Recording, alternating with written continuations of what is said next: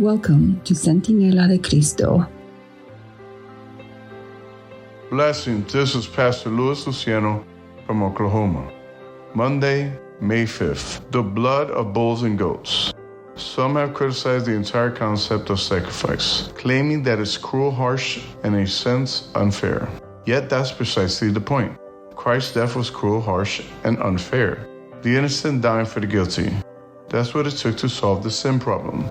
And that death, Christ, was what all these harsh, cruel, and unfair sacrifices pointed to. Read Hebrews 10, verses 3 to 10. What does this passage teach us about the sacrifices God's people offered in the Old Testament? If sinners could not actually be saved by them, why offer them at all? The lambs and other sacrificial animals were more symbols pointing toward the atoning sacrifice of the Lamb of God. They were acts of faith, giving sinners a tangible way to express faith in the work of the coming Messiah. We often refer to these kinds of symbols as types, which are fulfilled by an antitype, or the appearance of the thing or event they foreshadow.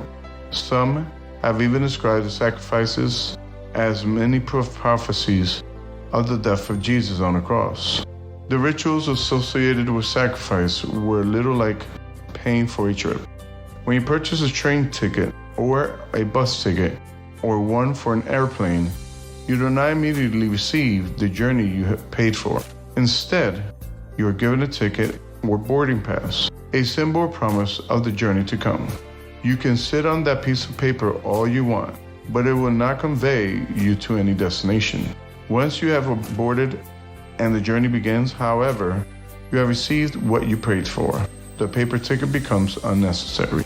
So it was with the sacrificial animals. They had an important role to play. But once the real sacrifice was made, they became meaningless.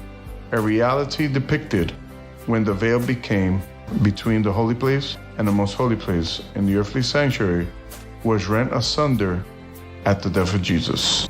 Then the veil of the temple was torn in two from top to bottom. Mark 15:38.